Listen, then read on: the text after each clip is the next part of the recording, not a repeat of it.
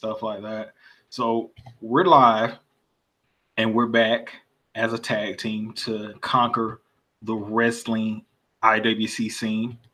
Um, it's me, Liberal Hill, and my partner. What up, guys? It's Rev Tech here. This week in wrestling, we'll probably have to do a two-parter. This is part one, and part two will be Evolution. But speaking of Evolution, let's start off with this Evolution match card. It looks weak. Weak. Let's see here. Let's go through. Hold on. Let me pull it up on my screen here.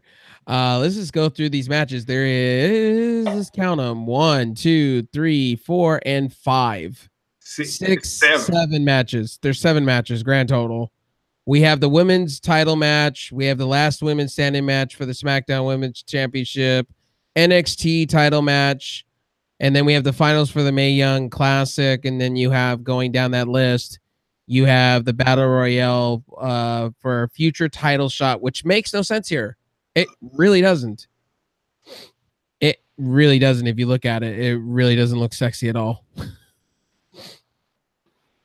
Like, I'm looking at the Battle Royal. I can see maybe some contenders. I mean, you wouldn't want to give it Asuka. I love Asuka, but she's won it and she's went on an undefeated streak.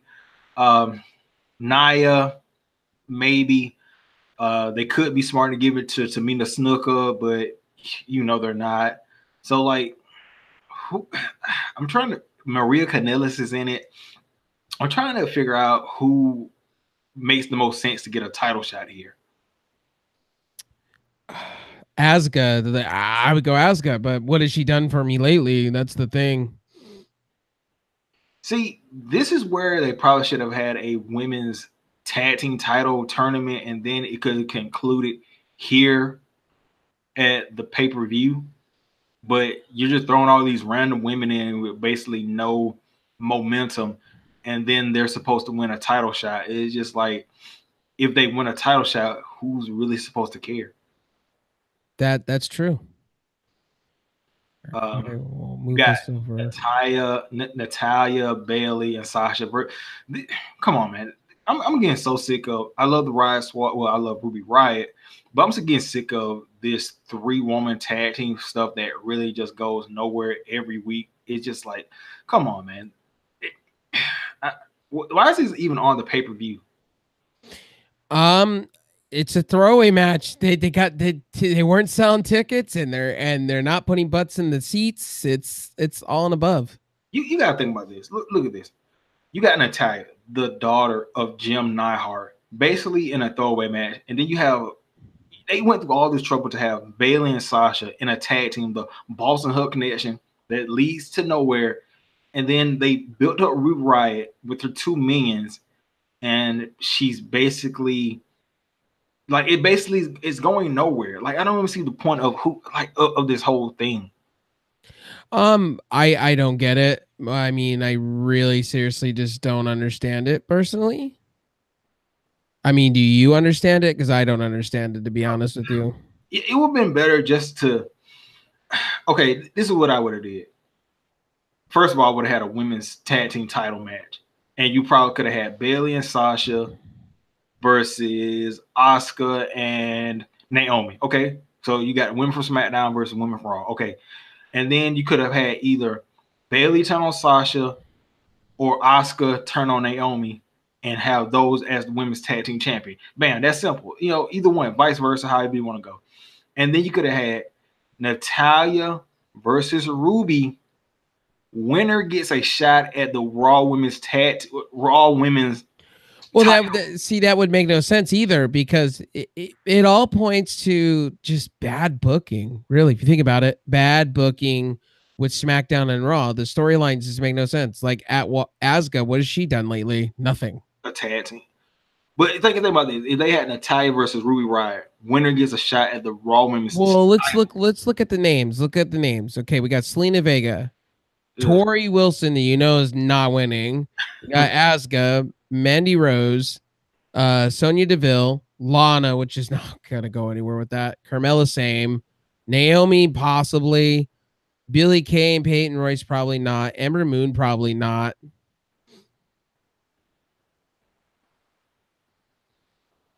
Can't answer that right at the moment. Anyway, so let's get back into what else you got going on here. You got Nia Jax. I mean, she's had a title before, but if you have her win, it just that storyline doesn't. Dana Brooks, not really. You got Alicia Fox, Tamina. Thanks for the follow. I appreciate it. Let's see here. Maria Kanellis, Molly Holly and Alexa Bliss is going to be in this. Yeah. Ivory, Jesus. Like, thanks for the follow. I appreciate that. I would have to go either with, if you're looking at it, either you have a heel turn at this point with Asuka. You could have it go that way, where she turns on Naomi. Could have it go that way. I just don't see anything else from here. Tamina, if you're lucky. I mean, that could be cool. Tamina, she's a person I think personally deserves a shot in the sunlight. That's just my opinion. Yeah, you could potentially. Yeah.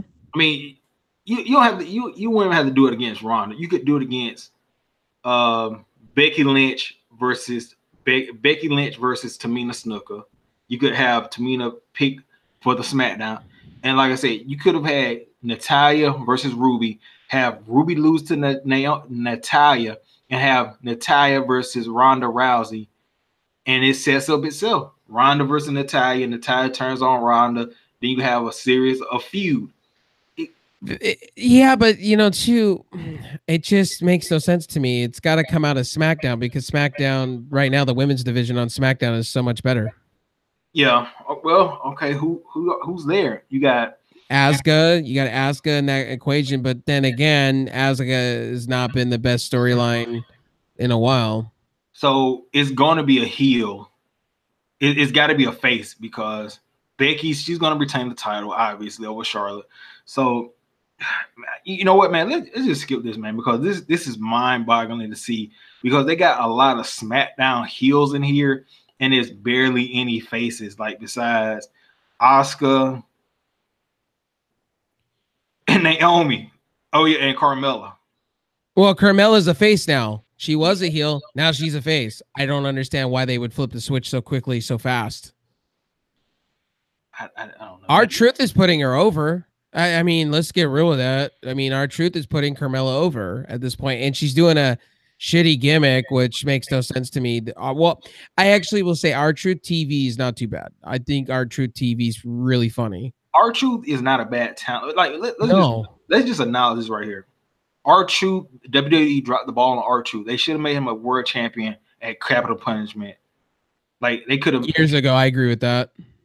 Let's just move on from this battle royal, man. Because let's see. We got. Let's just go head into it. The women. We'll just go right in the beginning of the card. I can't believe they're doing this match early. Well, no, because they do it out of order in these on the match card. Let's go out of order. Let's just go Mae Young Classic Finals. We got Toni Storm versus Io Shirai. I think this is going to be the match of the night. Hands down. I want to see some shocking. I know it's going to be Io Shirai probably winning this, but I would like to see Toni Storm. They're high up on her. I would like to see Toni Storm. I've seen her on the indies. She's really talented. But if not, then I could potentially see her in the UK NXT, possibly winning the title there, because I believe they're already having a pre-taped title match already for the new, and the NXT UK belt looks sexy as shit. They did a great job with that belt. It does not look generic. I think either one of these women winning would be great. I can't really give a complaint. Like, if Storm wins, I'm cool. If Shirai wins, I'm cool with that. Either one. Well, you would have Io Shirai win it just because you have two friends going at each other, and you can have that blood feud. Ooh. Really, you can have that feud started because, Kyrie could turn around, Io Shirai could turn into a bad guy real quickly. You could turn into Io Shirai. The way I see it is Io Shirai could turn into a heel and turn on her friend. She's an awesome heel. Like I don't know if anybody has seen her in Stardom, but she's a very she was the ace of Stardom, so she's a very cocky, uptight heel. Like I love her heel work, but she's She heel. could turn into a she could turn into a Seth Rollins if they wanted to when he turned on the Shield. Basically, that's what she was. She was in Stardom. Like she was a high flying heel, and it's rare to see a high flying heel. What they could do is pull that switch off, and she could like when Kairi Singh comes out, right? When Kairi comes out to because they're gonna probably have this match, the Mae Young Classic final. They're probably gonna have it at the end because they're gonna give her the big trophy, the whole the whole shebang. Mm-hmm. I would like to see maybe Kairi come out and maybe congratulate her friend, and then Lo Shirai turns on her. Ooh, classic. That would be, and then that sets up an entry level feud. We already know Shayna's going to the main roster at this point. It's she's tagging with the other MMA chick that's there too. So it's a forward bound conclusion that if they're doing the whole Brie mode and the Bella Twins thing, they're going to be bringing in some of the 4 horsewomen for UFC. You already the UFC chicks they've already talked about. Well, since you already talked about it, Sane versus Baszler. I'm not gonna be like this. May impress me, but last time they had a match, I was asleep. Like this was underwhelming. Well, it needs to be better than what they had at NXT. What was it? Chicago, wasn't it? Yeah. Was it Chicago? It needs to be better. They need to turn up. They need to turn it up a notch. I think this match will be a good 30-minute match, I believe. Should be a good 30, 40-minute match. I got Lo Shirai winning. There's no way Shayna is becoming a 2-time women's champion. If they do this, then what was the whole point of Kairi holding the belt for this long? At this point, it would be a joke. Or they just don't think Kairi has the mic skills. But if you've heard Kairi lately, she speaks okay English. It's better than Asuka. She's not doing that whole robotic thing where she pumps her chest and say, "I'm gonna beat you." You know what I mean? Yeah. It sounds more natural coming off. And I want to see that feud happen with Lo Shirai. I would love to see Lo Shirai just beat her and say, have that feud where, I wasn't chosen. I wasn't the chosen one, I wasn't the chosen one. I was sitting on the sidelines while you were getting all the fame. I would like to see that. That would work perfect. It would be a great storyline. And it would be like the Ciampa and Gargano thing. You know what I mean? They can kind of set it up that way and then kind of turn Lo Shirai into another Ciampa kind of deal where there's so much things you could do. There's so much you could do with Lo Shirai. And there's history there. Like NXT, they will talk about the indie stuff. So there's potential for a lot of stuff like you're saying. Well, Lo Shirai, there's history. Like I was supposed to be the chosen one. You got before me the title. You've had all the opportunities. I could totally see her turning heel and the whole shebang can happen that way. And it sets up for NXT to be a little bit better than what they're doing right now on television. Or I mean on the WWE network. Flair versus Lynch, who fuck cares? That's just my opinion. Tech.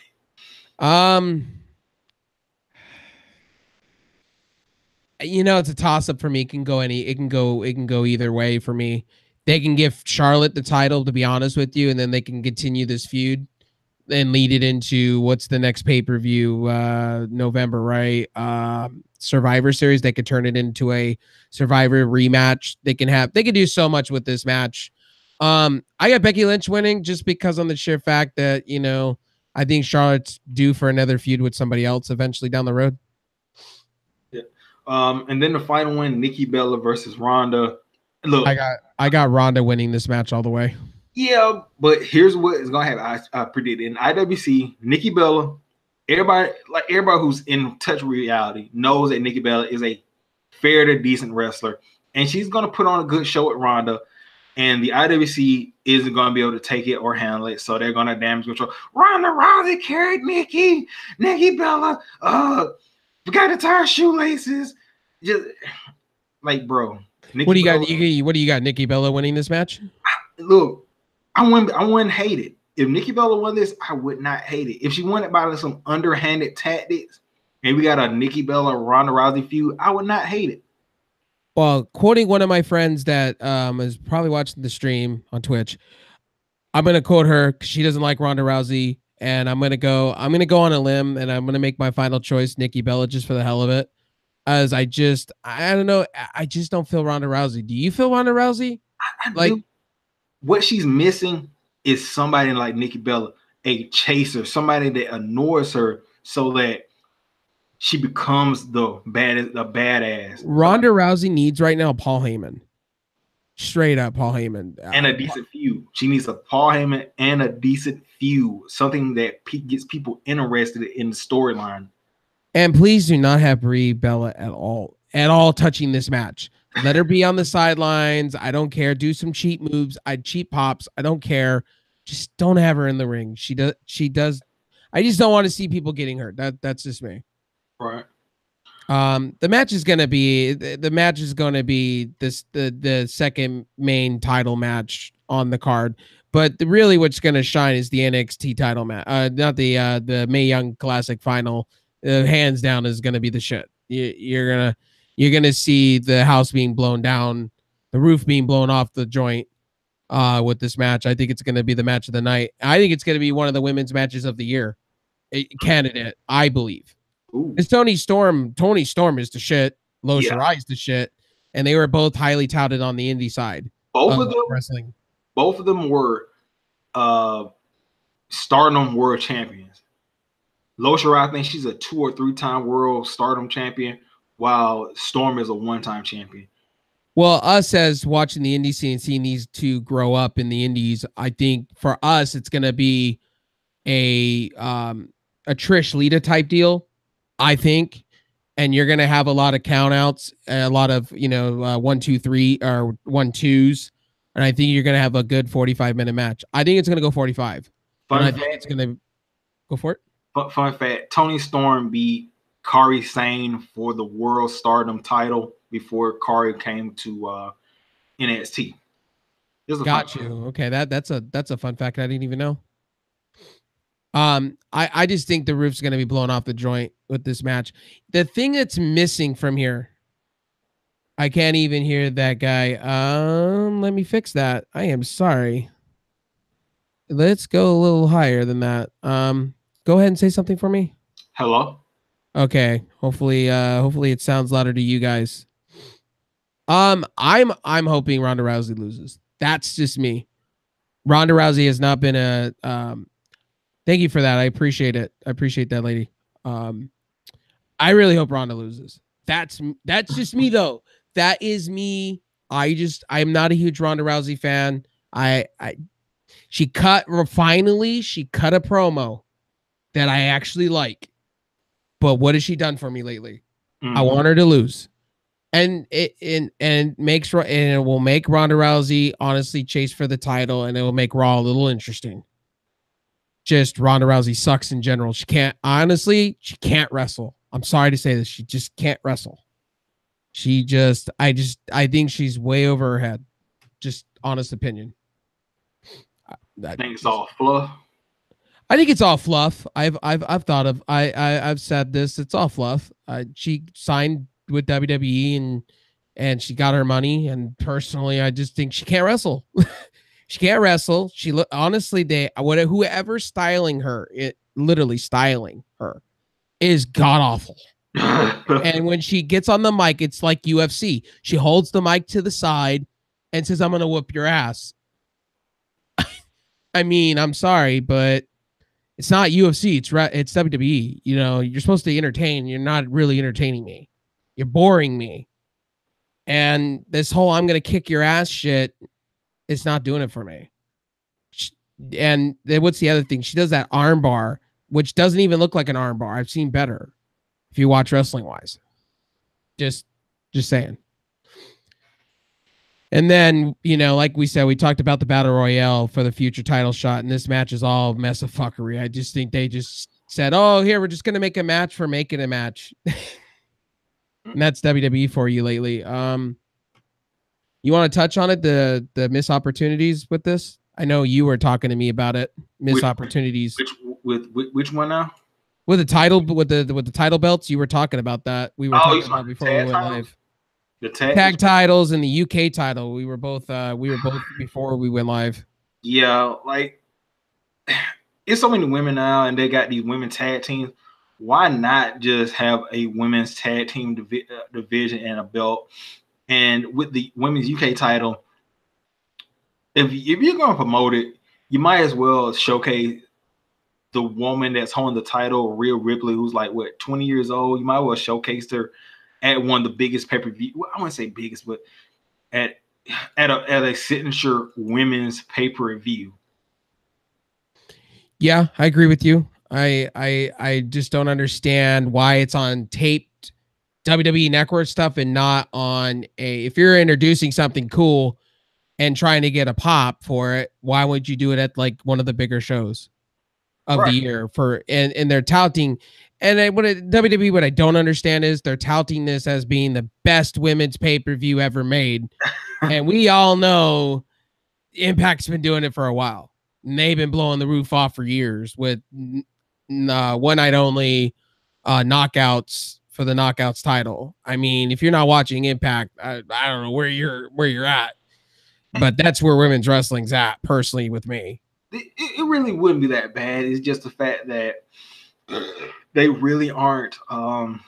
They basically had no storyline for this thing, man. No, they don't. There was no build. Like there's a couple, but it's like it seemed forced. Yeah, it does, and you know, who it's going to be Mae Young and Beth Phoenix doing the commentary, and I'm cringing on one side of that. Beth Phoenix. Renee Young. You said Mae Young. What did I? Yeah, Renee Young is doing the commentary. Did I say your name wrong? Yeah, you said Mae Young is doing the commentary. Oh, it was my bad. My bad. From the grave.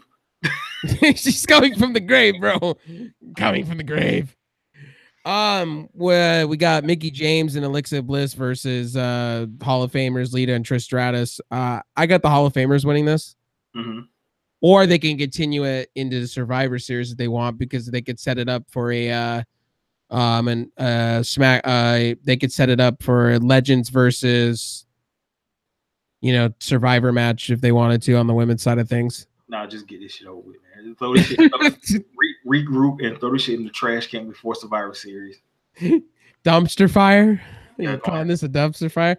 This is probably this match is going to be that moment where you just want to get up and have and literally just go to the restroom and just wait for or get your food and get your beverages and just wait for it to be over. It's going to be one of those matches. It's basically young Trish versus old Trish. That's what. Yeah, that's pretty much what I agree with you there. And then we got Natalya, Bayley, and Sasha versus the Riot Squad. Oh, okay. I already spoke on that. Who cares? Like, yeah, we went right over it. The Riot Squad's gonna lose again. Oh no, people. It's a disaster that we haven't seen before. Whoa, slow the presses. Honestly, this pay-per-view, I know I'm going to be watching it on Sunday. I know we're going to come back and we're going to cover it. But the thing is with me is I'm not wowed. It's not sexy enough to me where if it was the first pay-per-view, you would think they would have like this wow me moments. You know what I mean? Yeah. And they don't. The only wow me moment I'm kind of psyched up for is the Mae Young Classic Finals. And you know what I hope they do? I hope they leave it like, they do in NXT where it blows the roof off the joint. If they do the whole WWE main roster kind of deal with this match, I'm going to be disappointed. I'm just going to be disappointed because it's a missed opportunity. Let's just move ahead to NXT, man. Like, I don't know if you had a chance to look at NXT or whatever. I glanced at it a little bit this week, but like I said to everybody in the chat, Call of Duty's been my life. And that's right, Ben. I glanced at NXT. Go for it. I'll just go through it real quick. First thing, what is it? The Undisputed Era came out. Adam Cole said they're at 100% because Bobby Fish is back. EC3 came out with, I don't know what the hell was EC3 wearing, like that fur coat. It sit like it's like he skinned a puppet. Like what the hell was the man wearing? Uh, he defeated Adam Cole. Undisputed Era defeated. Beat up EC3, and then Bobby Fish hit EC3 in the knee. So I guess they're setting up EC3 versus Bobby Fish somewhere down the line. Or never mind, it's gonna be Survivor's a war game, so it's gonna be Undisputed Era. I'm just doing prediction. Undisputed Era versus EC3 and War Raiders and somebody, probably Pete Dunne, because he doesn't do shit with his UK title on NXT. They're probably gonna throw him in there or whatever. Let me see. Moving on past that. Oh, Nikki Cross. No. Nikki Cross says he's coming. Okay, whatever. Aaliyah versus Mia Yim. Mia Yim wins. Decent match. Don't doubt Mia Yim. Future women's title. Oh yeah, but she's facing Aaliyah, so who really cares? Lacey Evans had a little video package, and goddamn that fucking punch knockout thing. That's devastating. I love women's fight. Let's see what else is you did. Oh, you had Cassius Ono versus Jobber Dude. And let me say this about Cassius Ono. I've never seen like a dude who used to be like super skinny go to super fat and just really know how to wrestle basically the same style and add new moves. Like usually when people get putting over talent. Yeah, like usually when you see people get fat, they like lose a step or like they become sloppy and shit. Cassius Ono is better than he ever has been in his life. Yeah. And you know what? His wrestling style has not been bad, though. The one thing is I don't understand is they have him keep losing and badly. You know what? I think this is going to go into Cassius Ono versus Ricochet. I don't know why, but I'm just sensing that. I'm sensing like because he asked for competition. I'm sensing that that's going to happen. Yeah. And I would like to see that. I would like to see that feud. Cassius Ono as a heel is not too bad. No. It's been pretty decent. Then you have Matt Riddle debuting next week. I'm looking forward to that. Matt Riddle's hype. Ciampa comes out because the general manager says to come out. He's going to announce something for the World Championship at War Games. Then Velveteen Dream comes out. Then Lars Sullivan comes out. And Velveteen Dream had the thing of the night. He said, "Look, bro, if you're talking to me, at least put on some fucking pants." Velveteen's grown on me though. Like Velveteen's hilarious, dude. If you just listen to him, people boo him, but he's really good. Are you looking forward to a Ciampa, Velveteen, Lars three-way? No, take Lars out of it. Lars had his opportunity chance. Just Velveteen, Ciampa, I'm okay. Okay. And then you have that match go on for a while, because I don't know. Do you have Ciampa losing the title though if it's just him and Velveteen? Yes, and the reason why I would say that is because of what happens next. So, Aleister Black comes in wrecking shit on security guards. He comes in, asks Regal where is he. In comes Gargano, and Gargano is revealed as the attacker of Aleister Black. So I would have Ciampa lose the title and have Evil DIY get back together. Ooh, that would be an interesting combination. I'd like to see that. You have them like kind of Scott Dawson and Dash Wilder, the revival kind of deal, where they just go around and they beat people up and break legs and shit. Something similar. Yeah, I would say that. Yeah. And then you can bring them to the main roster. That's true. You could do it that way. But see, then my thing is to that is why don't you have you don't want two heels going at each other. That would just be an epic fail in itself. That would be garbage. Yeah. What else was part of NXT this week? Did we miss anything else? I think that was it. NXT, I mean, for me glancing at it, it was not too bad of a show. So let's move on to Impact, man. So Impact start off with Trevor Lee versus Sammy Callahan with Scarlett Bordeaux looking over. Sammy Callahan gets the win with the stuffed power driver with the help of the Chris brothers. Thoughts? Thoughts on them? Thought on the matches. OVE all day long. Give me more OVE. I like, and most people don't like Sammy Callahan, but I'm enjoying his character thoroughly. He's going to be an X Division champion eventually down the road. Scarlett Bordeaux, I see her more with PD Williams. It just feels like it's setting up for that. I would say Scarlett Bordeaux, she could go with, that would be a dangerous combination. Scarlett and Sammy, or she could get behind Trevor Lee. Trevor Lee, like, he's like one of those guys. Nah. I see more PD Williams. It suits PD Williams the way it is. PD Williams got that swagger. Like, what are they doing with Trevor? Trevor Lee is just becoming to like the ultimate job. Well, I really thought they were gonna do with him. It was they were gonna have the really the whole thing with what's his name? Dummy, yeah. Eli Drake. That's what I thought. I thought they were gonna set it up that way. And then you had Brian Cage come out and beat up Sammy Callahan. So we're getting into Callahan versus Cage for the X Division title. At homecoming, because they're going to be at the pay per view next. Is the homecoming at the Sam's Town? Yeah, at the Asylum. Yeah,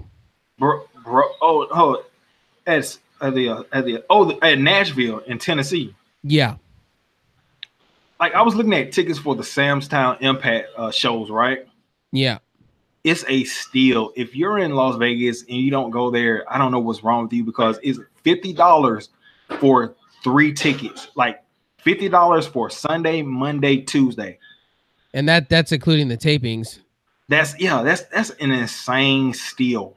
So you pay $50, you go Monday, you go Wednesday, you go Sunday, Monday, Tuesday. That's one of the best deals. 3 days of wrestling for $50. Whoa. Well, you get their tapings, and you also get it's a pretty good deal. I mean I've talked to was it Andre? It was Andre. I think it was Andre. Was talking about that, how they treat their tapings. It's really nice how they give you a break in between all the stuff that's going on. Mm-hmm. And it's really nice. I'm waiting on them to come to Atlanta. Like, they haven't been to Georgia, I think, since, this is going to take you back now, since Nick Aldis was champion. Wow, that is a long time. That is a very long time. Which version of Nick Aldis, though? Heel turn with Dixie, or the one where he was the face and it was just awful? With Dixie. Dixieland was just starting up. That's the last time they were in Georgia. Wow, that's a long time, buddy.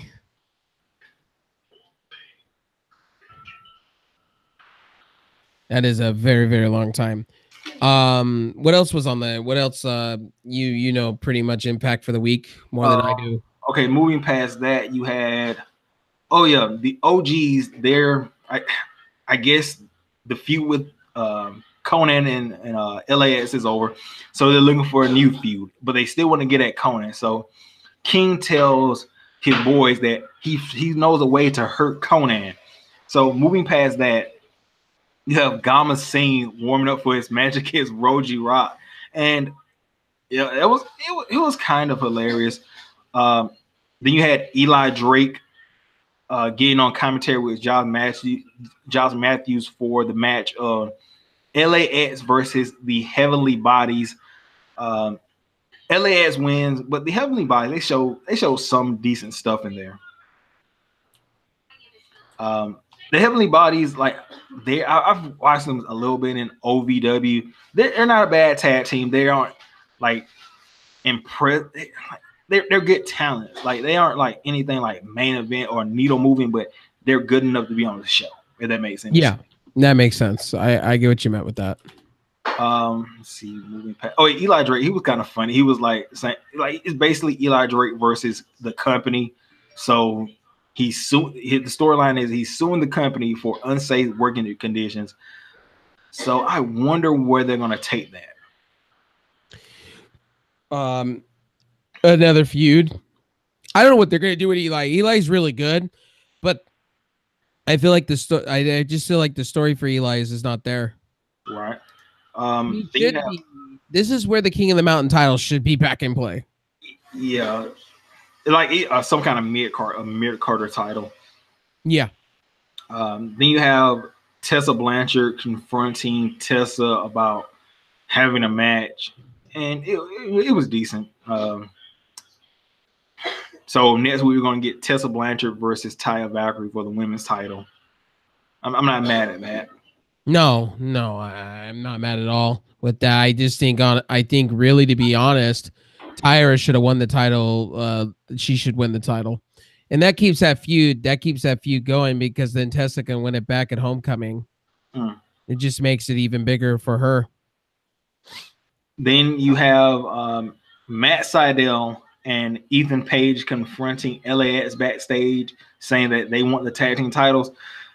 For the love of God, please take the titles of LAX. They are boring the crap out of me, and they've had spurts where I'm really, they're boring you story wise, not in ring wise, not in ring wise. They're awesome story wise.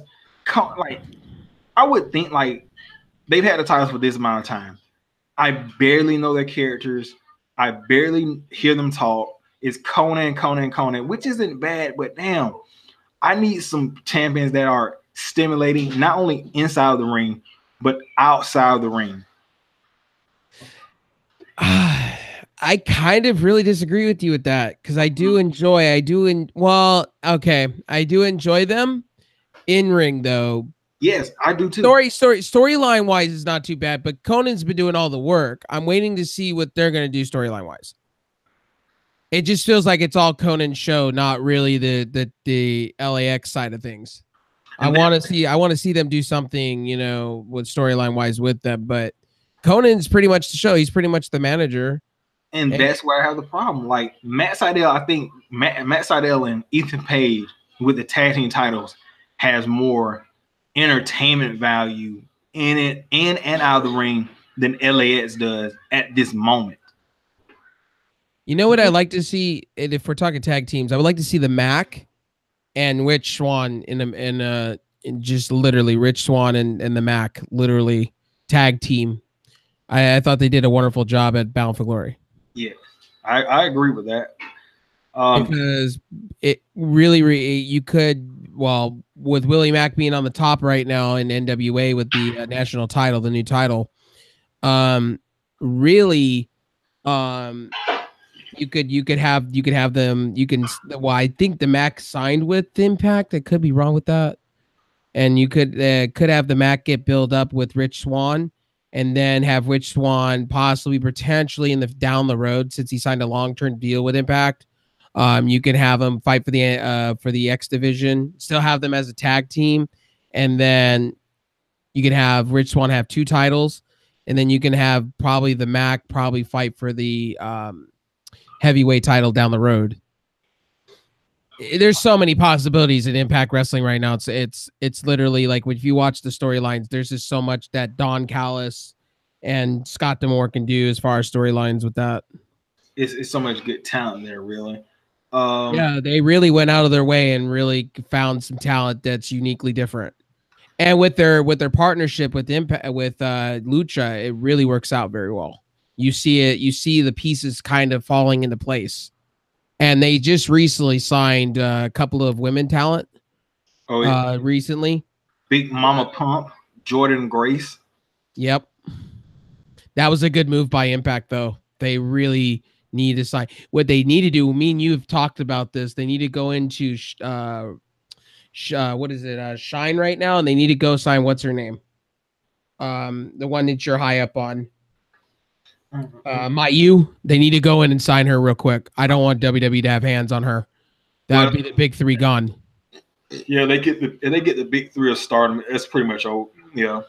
Yeah, I just don't want to see that. I want to see Impact at least get something out of it. One of at least one. They would get if they get Mayu. They would be the youngest of the big three of Stardom. So she has the most potential. Well, isn't Mayu the champion right now in Stardom? I don't think. So. I don't think so. Hold. Keep talking, man. Like I don't think so. I think it's somebody else. I think it. Oh yeah, it's Kai. Damn, the leader of Oda Tai. That's who the champion is. Okay. I know they changed a few of the wrestlers there to have heel turns. I noticed, and they all look the same now. I've been following Shine for a little bit now. Like some of the talent that's in Ring of Honor, they crossing between the two promotions. Did they do anything? I didn't really watch all of Impact. Did they have another Alley segment? I like what Alley's doing though. Yes, like keep in mind. Let me talk about that. So they had Kira Hogan versus Su Yung. During the match, Su Yung tried to hit the panic switch on Kira Hogan on the ramp, and Alley, she stopped it, but she like when Su Yung turned around, Alley started to go into like convulsions or whatever, and she told Hogan like, I can't help you right now, and she like faded to the back or whatever. So it's like she kind of like getting possessed by Su Yung. That's how they're kind of playing it right now. So Allie's gonna work with Su Yung eventually. Yeah, the storyline's a little weird to me. Like, where's Rosemary fit into all that? Like, Rosemary's got to fit into something of that. And does Allie turn into an ultra ego at this point and turns into a heel that way? Basically, she's probably gonna be like Cherry Bomb. Like she's gonna turn to her Cherry Bomb persona. That would be cool. I loved, you know what I loved a lot when the indie scene was when Cherry Bomb and what was Courtney Rush at the time. Now it's Rosemary. They had awesome feuds. Like the mic skills with both of them are over the top. They're just sensational on the mic. Go check it out on YouTube, guys. If you ever want to see a Courtney Rush and a Cherry Bomb like feud, just go watch their storylines. They were fantastically done. Was it in CZW? I think it was like around all the indies in Canada. That's how they kind of did it. Gotcha. Well, I hope they have something to do with Rosemary and all that feuds in that segment. You know, I really hope. Then hold on one second. Then you had man, like what is Moose's character now? Like backstage, he just wears like these weird ass outfits. This man was wearing a rubber tight track suit jacket type thing, warm up jacket. It looked like he was wearing a black condom around his head. I seen that. I get what you meant with that. Yeah, I've seen pictures of that. Like, what is this man's gimmick? Like, is he just trying to wear weird shit backstage just to like throw us off guard? Like next week he's gonna be wearing like an Indian garb. Like, man, have you seen the leader of that group, Austin Aries, on Twitter and Instagram, man, putting people on blast? Straight troll. Straight up troll. Like, and, you know, and I'll say this too. I'll say this. I don't know if it's a work or a shoot. I don't know what it is, but I got this like vibe that they're like playing this out as a storyline, him flipping the cameras off and stuff. I feel he's still an Impact, and I feel like there's a story behind it. I feel like the Impact's doing something uniquely with that story. I feel like he's gonna come back. Yeah, like and we're gonna be surprised. He's coming back, man, because it's all like a controversy withdraws cash. So when the contract was up, he said, "Okay, I'm gonna do something that's gonna get people's attention." He leaves, and then what would be the perfect thing to get people talking? He comes back and attacks Impact. Oh man, it really sets itself up, really, when you think about it. Yeah, and it's really interesting how I don't know if I just don't. It's uniquely, you're kind of like it's a toss up technically, what it is for me, because you don't know, is he done with Impact, or it kind of keeps you floating. Is he done with Impact? Is he going somewhere else first time? He's got dates and stuff with other promotions too, like House of Hardcore or whatnot. So I'm assuming it's all storyline. It's somewhat storyline. It might not even be storyline. It's just, he had his that was as soon as he got pinned, his contract was up. So he's fair game, and he just wanted to start some controversy to get people talking. That's true. Okay, yeah, the Moose stuff with Killer Cross or whatever.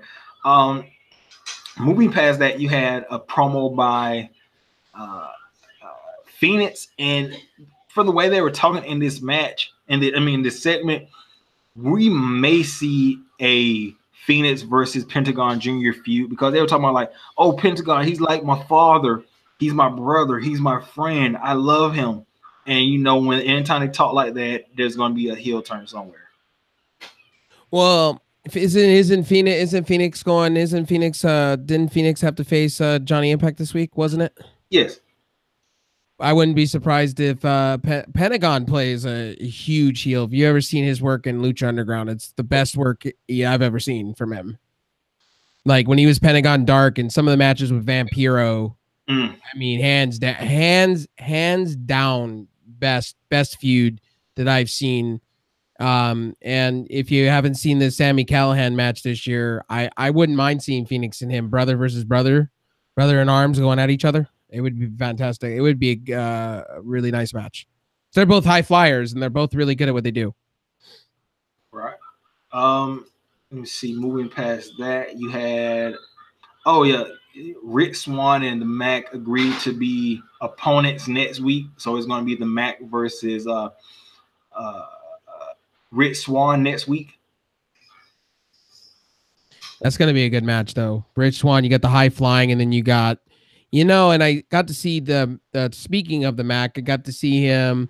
I got to see it after it was live and it was put up somewhere. NWA's 75th anniversary or 78th anniversary, a show at the Asylum, and the Mac really impressed me. Like I would have the Mac winning that match, because the Mac is just, for what he does as a big guy, is incredible in a ring. And you guys should go check out the Mac. The Mac is so underrated. So underrated. I don't know why WWE, they signed Keith Lee, but they didn't sign this guy to a contract, which Keith Lee and him are basically kind of the same. I'm just surprised it's a missed opportunity, and I'm happy that the Mac is really doing different things, different opportunities. He's taking the opportunities that he didn't get, and he's using it to his advantage. I would like to see the Mac either in Ring of Honor or New Japan Wrestling and make a name of himself. Well, next you had Gama Singh. Like Gama Singh, like he was living off his accomplishment. I was like, this guy, like, he named all this stuff that made me think, why isn't this guy a bigger name than what he is? Like before this, I didn't really know who Gama Singh was, but he's had a pretty impressive record of wins and title wins. Gama Singh is amazing, though. If you ever seen him on a mic, and when he talks and you see him in promos on the Impact, it's really good. I just don't understand why his tag team that he's managing is losing matches left and right. It just makes no sense. If they're like a killer team, when you have them stomp through people to get to the tag team titles, I see them more than what's going on with the third eye guy, Matt Sydal, and Ethan Page. I see it more than, I think they need to win a title. The Desi Hit Squad needs to win a title at this point. They're so good. It's just they keep losing, and it just boggles my mind. They're really good. They're good talent with a good manager. I just don't understand the losing. And they lose against gimmick tag teams that are there like Fala, but how do you lose to that? Really, how do you lose? So Gama Singh has a match against his student Roji, and right before Roji is about to punch Gama, out comes this big dude who hits a gut buster on, I'm gonna just say R, and apparently Gama is gonna team up this big guy, unknown guy, with Roji, and I'm not mad at that because the guy looks kind of huge, and Roji, he's like a quick striker, so you have a good element here. The thing that was bad about the old Desi Hit Squad was both of the guys were kind of lightweights. And now you have a heavy hitter and you got a quick striker, so it's a more formidable tag team. You have a threesome now at this point. A threesome, three. I just don't know what Impact's going to do. They need another title on the board. Really, to be honest, they really need another title somewhere there, like maybe a 6-man tag team belt, maybe a King of the Mountain, something of the range. I mean, I just feel like they're missing something because they have so many talents, but they just don't have that extra title sitting there. What do you have? The X Division title, and then you have the World Heavyweight title, and that's about it, right? And the women's belt, that's about it, right? 3 titles, that's about it. Yeah, with all this talent, they definitely need some more. If Don Callis, is going to take the approach of New Japan Wrestling, then make their own 6-man tag team belt. Like, how they have the Never Open and things like that. They should just bring it into the Impact kind of the same way, like the Impact 6-man tag team belt.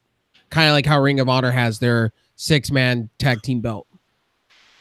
Yeah, I can see maybe a 6-man tag, or maybe a middleweight title. Yeah, either one would be great with me. Scarlett Bordeaux was in a tub talking about basically showing people from the internet, seeing it in videos. Whatever. Okay, all right. Then you had KM and Fala versus Moose and Killer Cross. Like this, okay, this is where I got pissed off. So Killer Cross, no. So Falaba tags in KM for the hot tag, right? Moose gets abducted by Eddie Edwards with a kendo stick. So Killer Cross is left by himself. Falaba goes into the ring post, and Killer Cross scraps in a choke on KM. Falaba and KM are just returning, and you can't have them get the victory. Like, even on a 2-on-1 situation that makes sense, it just killed my momentum for these guys with that. Yeah, it does, and I sense a feud coming. It made them look so stupid and weak. Yeah. After weeks ago, you had Falaba, I should say, if I'm butchering his name, I'm sorry. You had him come out and have a world title defense, Austin Aries and him have a feud or a title match, and it was like a 5-star match. And then you just literally tank after that. Then you make him go back to Jobber, and it's like it's just, I don't know. I think a feud's coming with that. There should be. Why even have Eddie Edwards take Moose away during the match? Because they gotta continue that feud. It's 2 friends going against each other, and they gotta have that feud continue. Yeah, but if you're gonna do that, why not just wait until the end of the match? And then where's Tommy Dreamer fall into all that? Because you got Tommy Dreamer. Now I could see them pulling off maybe a Moose, Eddie Edwards, and a Tommy Dreamer, because Tommy Dreamer can come in and beat the crap out of Eddie Edwards, because Eddie Edwards was supposed to be friends. Supposedly they worked out all their issues at Slammiversary, and they could bring it all in and have a triple threat kind of deal. Or you could have, Eddie Edwards and Moose again, but that match at Bound for Glory wasn't that great. Moving on past, then you had Moose and Eddie fighting on the roof, and okay, yeah. I like this Eddie Edwards though. It's better than what he was. Yeah, the face Eddie Edwards was ridiculously overdone. It was just like too bad. It was so bad. So I like the crazy Eddie Edwards with the kendo stick. It looks it looks better on paper and on what you guys see on tape shows. and it's going to be really awesome when David Richards returns, and that it's the heel. He's turning. He's coming back soon. He said in 2019 he's going to restart his wrestling career. Oh, that's gonna be sick though. Maybe the Wolves come back as heels. That would be fun. Maybe demonic heels, kind of like what we're saying about Ciampa and Gargano. That would be cool. Then okay, let me see. After the KMs, the Moose and Eddie. All right, we already talked about the Kiera Hogan versus Su Yung. Okay, main event. Johnny Impact versus Phoenix. Johnny Impact wins, but this match was incredible. There was a lot of high flying stuff. Both of these guys are innovative. So the match it had me glued to my seat at the end, but Impact ends up winning with Starship Pain. I saw this match on YouTube, the highlights of it or whatever after Impact puts it on because I was more into the Call of Duty thing. Mm. I gotta say, for Impact, they're honestly giving away pay-per-view style matches on their tapings. And they're great match. And the one thing is I wish they had more time. That's the thing. I wish they had more time, and I know they're pushing it back. They just pushed Impact back an hour to be, they call it late night wrestling or late night Impact or whatever. Pop's calling it late night with Impact, which just makes no sense.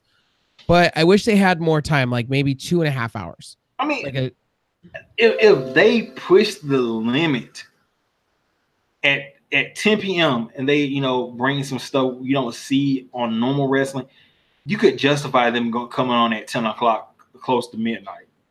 Yeah. What I would like to see them do is like Lucha does, an all-night match. I'd like to see that, like where they do an Iron Man match and it just goes on for the whole entire show. Like they did with Impact and what was it, Prince Puma? Wasn't it? That's Ricochet in WWE now. I mean, kind of have that kind of style of a match. That would be fantastic. I would love to see Impact do kind of something like that, or maybe like a last man standing match, kind of without putting it on pay-per-view. That would be cool. Then you had the OGs attack Phoenix and OGs versus the Lucha Bros. Okay, I can get behind this. This is a match that I would want to see. Yeah. I agree with you there. The OGs and the Lucha Brothers, I would like to see it. I would have to put that in the homecoming when they do the asylum thing. I would like to see it there. What kind of match would you have? A standard tag team match, or would you have it as a what they've been doing, the whole hardcore shit? Since it's just the beginning, I would say a standard match. Then at the end, you have Killer Kross laying out Johnny Impact. So interesting, because I thought they were going to keep Moose and Kross as a tag team, but apparently they may be sending Kross at Impact for the main event push. Kross hasn't had very much on an Impact so far, but him going for a title, I mean, I'm not shocked by it. Really not shocked by it. It would be a good match. I have Impact winning that match, though. Impact's going to, Johnny Impact, formerly John Morrison, is going to win a bunch of matches at this point. You know what? No doubt about it. As you know what I said about Aries coming back and attacking Impact or whatever, and, it being a big deal, right? Yeah. I just thought about it. Impact, he's going away to do Survivor. So they probably don't want to do the Brock Lesnar thing. So they're going to have him drop the title. And I can see him dropping the title, Killer Kross. No, I can honestly see it this way. They have the pay-per-view, right? And then, Killer Kross gets beat, right? Okay. And then you see Austin Aries come back. Okay. Beat the shit out of Impact. And then before he goes out to do Survivor?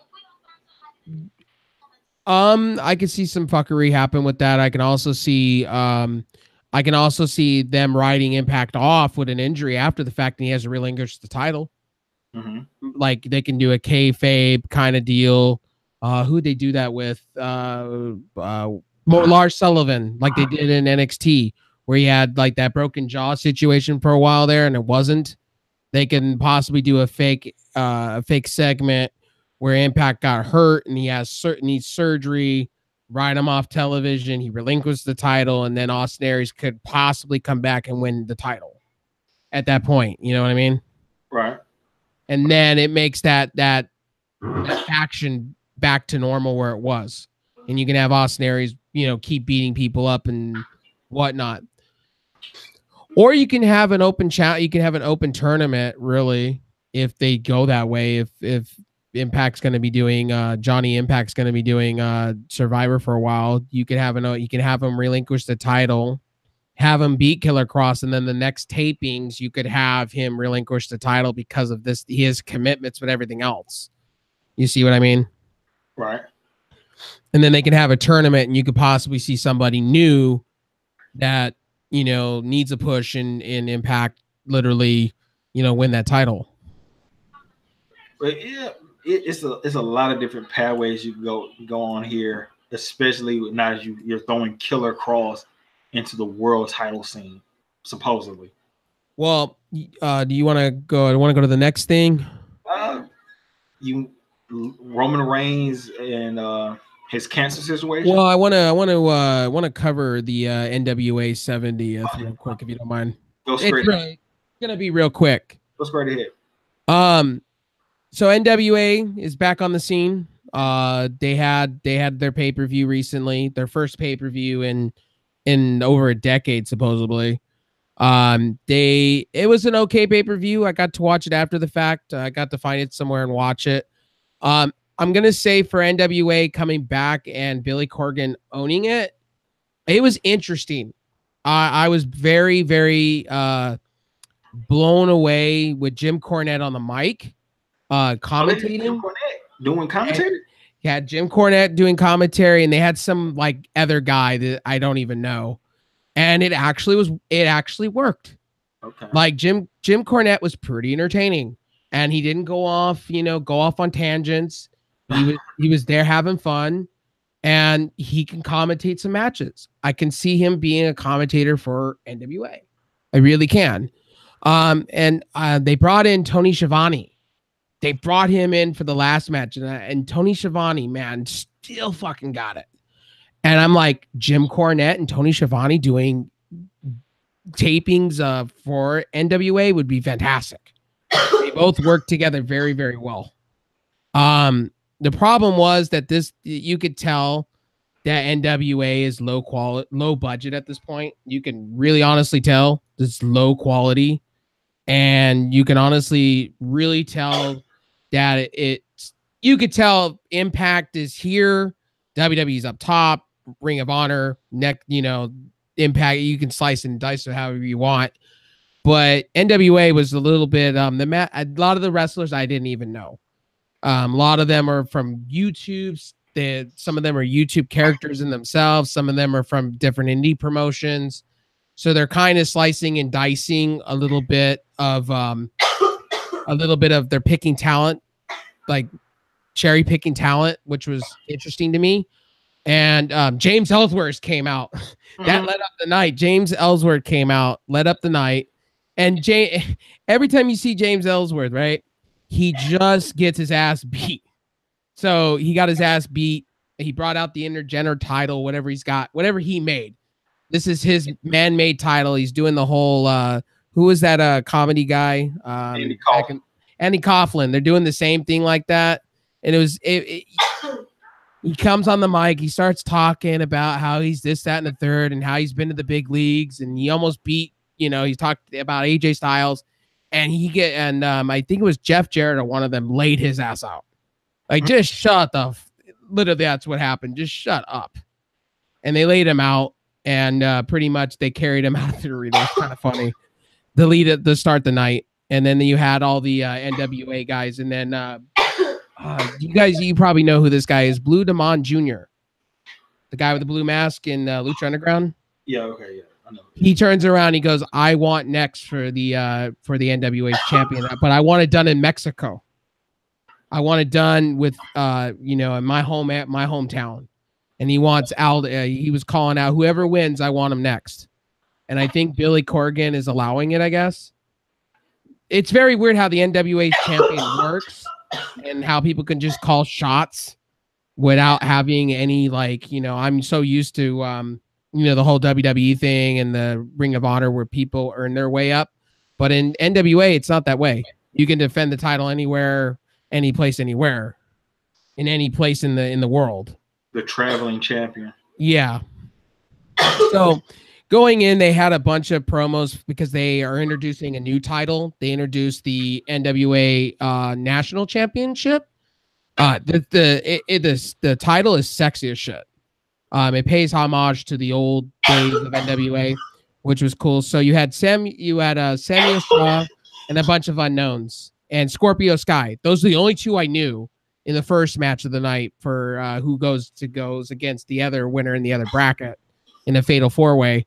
And Samuel Shaw still got it from Impact. He literally cheats the ring, so he moves on to the second round for the title.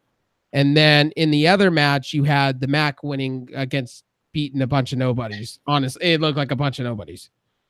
And you had the match conclude with Shaw versus the Mac. And that match went on for 35 minutes. And what a hell of a match. The Mac finishes him off twice with two stunners. 1, 2, and 3. But Sammy Shaw really sold the second one. Kind of like how when The Rock would bounce off the ring into the ropes.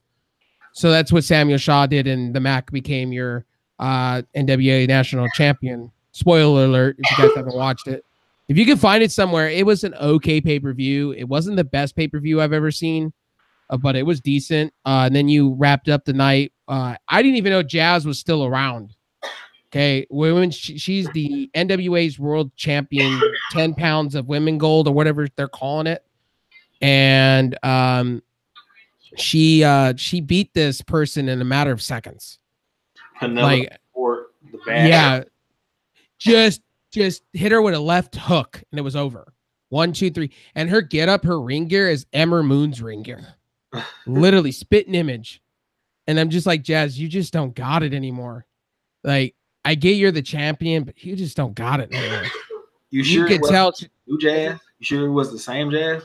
Yeah, same Jazz, ECW Jazz, former WWE. Yeah. And she's just, you could tell halfway into the match, she was like sitting on the side of the ring, like dying for breath. It was pretty bad. She won with this devastating right hook, 1, 2, 3. And then you end up the night with Nick Aldis versus Cody Rhodes. There was a lot of, I didn't understand. They had Earl Hebner and Brian Hebner, his son, and then they would take a fall apiece. So the first fall was Brian Hebner, and then you had Earl Hebner for the second one, and then you had Brian Hebner that finished it out, which I didn't in typical Hebner fashion. There was some fuckery going on. You could tell. But the match was really good. Cody Rhodes beat him in the first fall with a crossroads, and then Cody went for broke on the second fall with crossroads, and then Aldis just hit him with this devastating like from distance, hit him with that elbow that that he did on Cody Rhodes' wife. He hit it from distance, and it was the most beautiful thing I've ever seen. It's kind of like that Velveteen Dream kind of deal. That elbow drop. Elbow drop is devastating. And 1, 2, 3. And then Cody Rhodes, I knew it was going. I knew the title was shifting hands. And, I didn't know how they were going to do it. There was some messery with the referees, kind of like that Earl Hebner kind of, screw job kind of deal happening. Cody Rhodes looks around at everybody and like what the fuck is going on? Like he was upset. And then that just ended the night right then and there. He tried to hit back-to-back crossroads and he failed miserably and got 1, 2, 3. Right. Nick Aldis won. But the way the ending is, he rolled him up for a 1, 2, 3, which made no sense. And it looked like both men's shoulders were on the mat together. So it looks like they're setting up for Nick Aldis and Cody 3 already for the NWA, NWA champion, 10 pounds of gold. So it looks like that feud's going to be continuing with their next pay-per-view.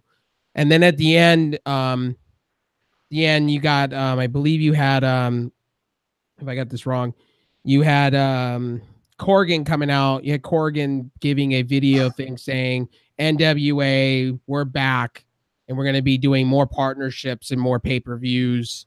This is not the end of us. We are going to have, he also said some major TV deals that he's working on. And he was talking about the future of NWA. It's not dead. We're just retooling and re-bringing in talent to make NWA better. But that was NWA for you. It was a good pay-per-view. It was just, you could tell the quality, the low budget quality is they just don't have the money like they used to. And you could tell Corgan's squeezing everything he can to make that promotion better. And you can honestly tell. And they had I thought Impact with their pay-per-views were bad. Right off the rip, within the first 10 minutes of that pay-per-view, they had mic problems. Literally mic problems. Like literally echo and mic problems.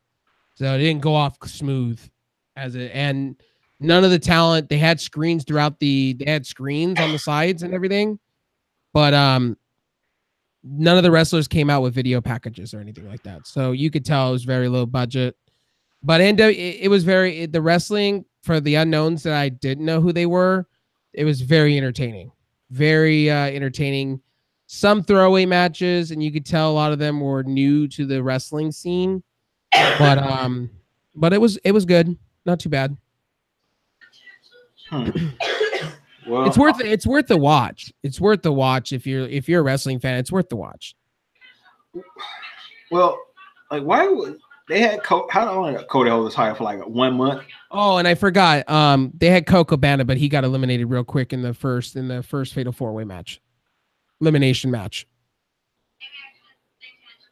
It was pretty funny how he got eliminated. We're just looking at the news. Vladimir Putin is invited to the White House next year.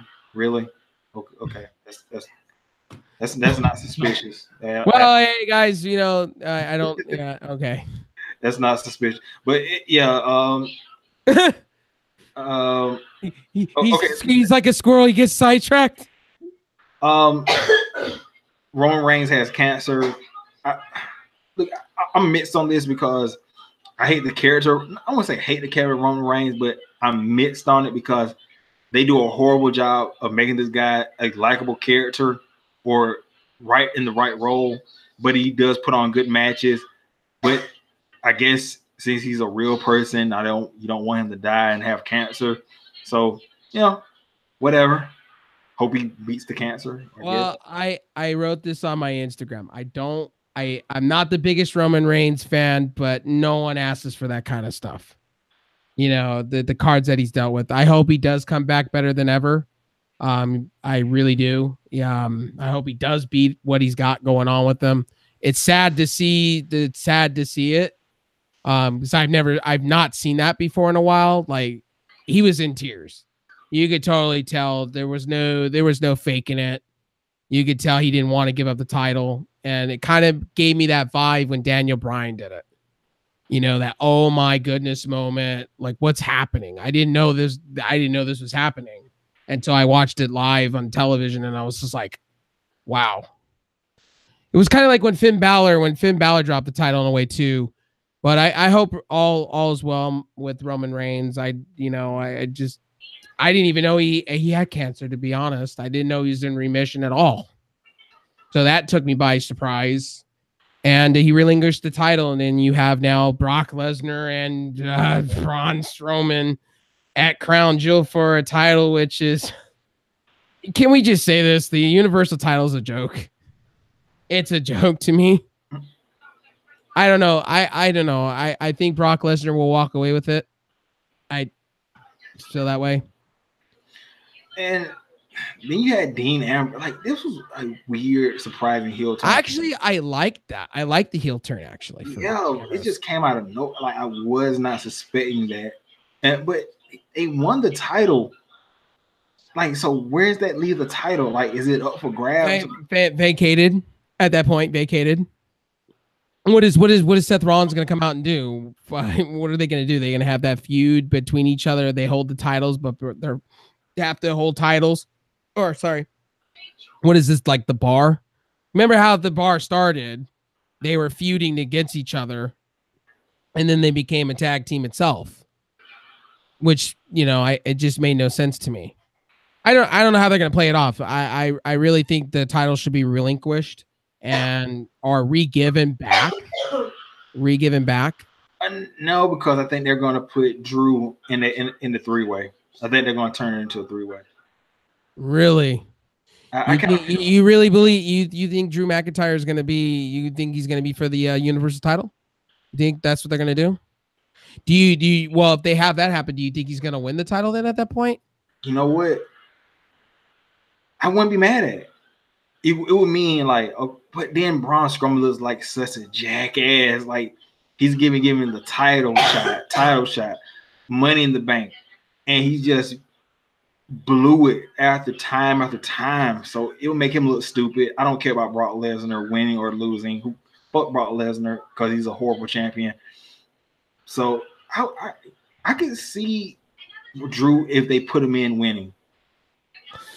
You know, WWE sense of mind, you got to give it to Brock Lesnar because you know, he makes the money, go around and around, puts the butts in the seats. I would like to see Drew McIntyre win it, you know, because he was Vince McMahon's chosen one for a while there. I would love to see it. I would also like to see Braun Strowman win it. Either or of those two winning it would be great for me. It would be different. But I think Brock Lesnar would win it, honestly, ultimately. So in 2 weeks it's going to be Killer Cross versus Impact at Final Hour. Interesting. That should be a hell of a match. It can go either way with me with that match. It can go either way. Yeah, so obviously Aries isn't going. He could, because I think that's on Sam's Town is the 11th. So yeah, so Aries isn't coming back then. No, it'll be a while. It's probably all, you know, honestly with wrestling, sometimes it's under wraps, sometimes it's not. And if he doesn't come back, he doesn't come back, you know? Either way, it brings up new talent that, you know, maybe has not been overlooked in Impact and could win a title. Never know. I didn't watch SmackDown. I don't know if you did or not. I watched SmackDown. Really, to be honest with you, Rey Mysterio came out to Miz TV, pretty much shit on the Miz. Typically, the Miz made fun of R-Truth, said, "What do we need to have a commercial break for? You know, what do we have to have a dance break?" And then for the match got started between Rey Mysterio and the Miz, and the Miz got beat.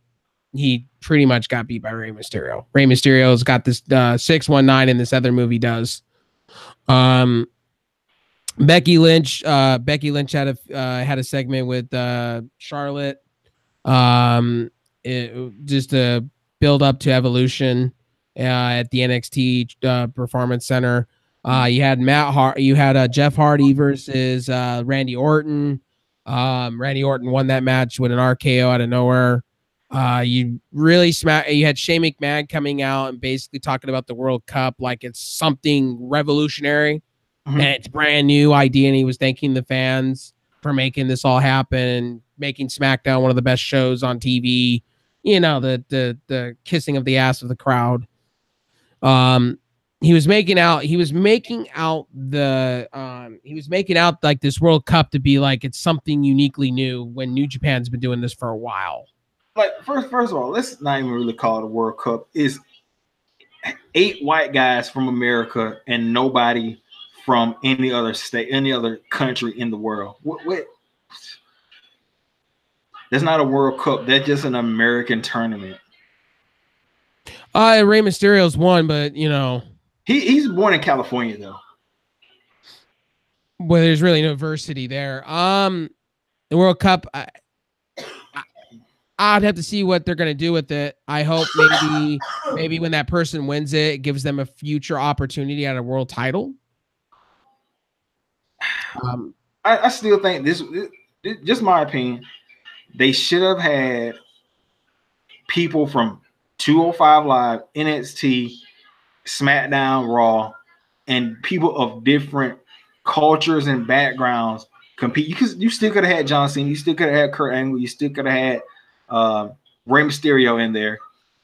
You still could have had maybe Seth Rollins or Dean Ambrose in there, but you could have threw in like a luchador from 205 Live or somebody. You could have threw in an NXT person that's, you know, on the cusp of being somebody. But yeah, you could have. And here's the thing. The problem with that is then you run into that G1 issue where there's too many people and too many matches. And then you have to have brackets. You have to have group A, group B, group C, group D. And then remember when we were watching the whole G1 a lot, it was just exhausting after a while. Oh, no. I'm talking about they could have took out some of the people. They could have took out let me see who let me see. Let me see who's all in this. WWE World Cup. Okay. You have Rey Mysterio, Jeff Hardy, Kurt Angle, John Cena, Dolph Ziggler. Oh God, I think that's it. See, they could have took out. Oh my God, it could have took out Dolph. And the rumor is they're talking about possibly giving Dolph Ziggler that, oh my God, underdog moment win again. Let's be fair. Dolph Ziggler, he's already got. Oh, and the Miz, and they're talking about the Miz winning the whole entire thing because he's had a great year on the mic. WWE wants to give him some type of push. Why not just give him a WWE World title shot, like whatever? But yeah, I'm not impressed. I mean, it may turn out to be something, but I'm not impressed at the moment. Well, Crown Jewel doesn't look interesting to me. It really doesn't, and I don't know. WWE signed a huge deal with that country for tons of pay-per-views in their live stadiums, and to me, the wrestlers don't want to be there. The fans are kind of just about it. I don't know. It's just WWE making pay-per-views for making pay-per-views, in my opinion. But WWE already announced that they're doing the Phoenix Stadium, the football stadium where Arizona, the University Stadium, for it's at Chase Stadium. They moved it from the football to Chase Stadium because the amount of people, they don't think they're going to get the ticket sales like they were going to get. So they moved it to a smaller baseball field instead because they don't think they're going to get the sales. They're not getting the sales for Evolution. People are, honestly speaking, they're not even filling up the arenas or the house shows. And WWE's really good with their camera work. They're not even showing half of the stadium being tarped off. The arenas being tarped off. Nobody's buying tickets because people are sick of the freaking storylines. Really. I mean, name me a storyline that's really good right now. Yeah, it's basically just a shit show. The only storyline I like right now is the Charlotte and Becky thing. At least they're giving you somewhat of a decent feud. What's the other one that I kind of like decently? I kind of like the tag team thing that's going on SmackDown. I know you don't, but I kind of do with the Big Show. I think kind of it squashes the New Day in a way, so we can get different tag teams, and then it starts the seed for the breakup. In my opinion, but I don't like the fact that they have the Big Show being basically the Bar's bodyguard or hitman. Well, you have to do something there because the New Day are 3, and I just didn't understand it from the get-go. But I just want to see the New Day break up at this point. I know they're so over still with the crowds, but I want to see something. I want to see that shocking moment with Big E turning on one of them. You know what I mean? And becoming a champion. I could see that. I would rather see that happen at Money in the Bank. Yeah.